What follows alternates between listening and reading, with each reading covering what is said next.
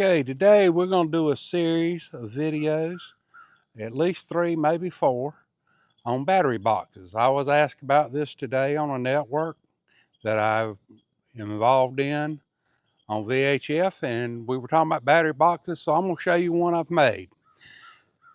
This battery box is made out of an Apache case that I bought at Harbor Freight, of course. Over here on this end, we have the charge port where I can charge with my LiPo4 battery charger, but we got an off-on switch. The first thing we're going to do is turn the battery on. As you see, we have a battery indicator level. It is showing 13.8 volts. Here we have power pole connections, and down here we have USB PD connections. We've got a 65 watt USB-C and a QC 3.0A port. And of course, you got a power button there to cut it off and on that.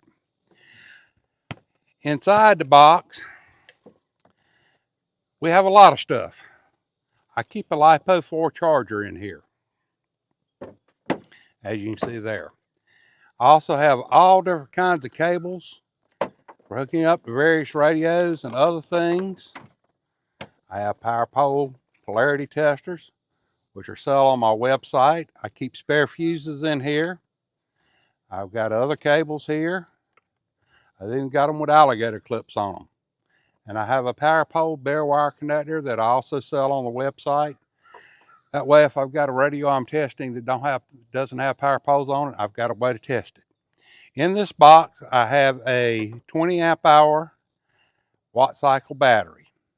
This battery was won on a giveaway. I did not purchase it.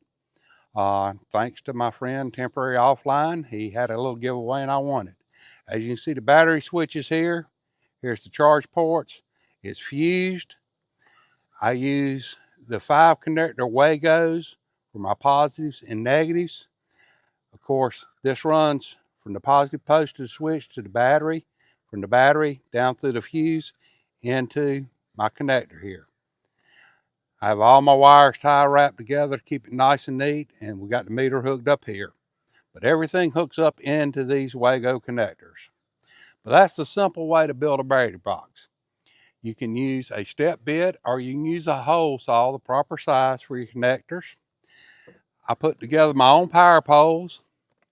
I try to buy these at Ham Fest and Ham Swaps. Somebody either 3D prints them and I put the power poles in them, or this one happens to be a PowerWorks that I had. And of course, you got to get your stickers and put them on your box. But I can charge this all in one unit. I can take it to go out and do POTA or other things I need to do. But it comes in real handy because I go to a lot of Ham Fest. I sell and buy there. I will show anybody there. I'll hook up any radio I have on the table for sale, show them what it's doing, how it's working, that it's proper. I've got all the meters to show the proper power output and everything else. So I do the same thing on any incoming radios. If someone walks up, got a radio they want to trade or sell, we can do business, but I'm going to test it first. So this is where this box comes in handy. It's very lightweight. Just pick it up and take it with me when I go do a POTA activation. 20 amp hours with an 891. You're only talking about 50% of the time, so you're really low draw most of the time, or half the time. I can get a good 10-hour activation out of this. But you can calculate what you need and what size battery you need. And if you see, in this case, I have extra room left over. I could have put a bigger battery in here. All right. Any questions on battery boxes, just leave them in the comments. Hey, I appreciate y'all watching. Be sure to like and subscribe. Thanks.